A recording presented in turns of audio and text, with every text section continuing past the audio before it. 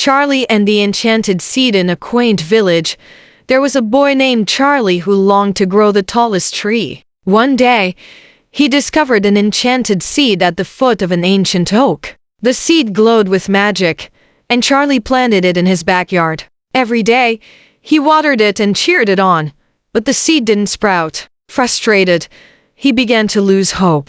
Just when he was ready to give up, an old gardener visited him. "Have you tried nurturing the soil?" the gardener asked. Taking the advice to heart, Charlie began to care for the soil, adding nutrients and clearing away debris. Soon after, a small green shoot appeared, and before long, it grew into a magnificent tree. Charlie realized that patience and nurturing were essential for growth, both in nature and life. Moral: growth takes time and care.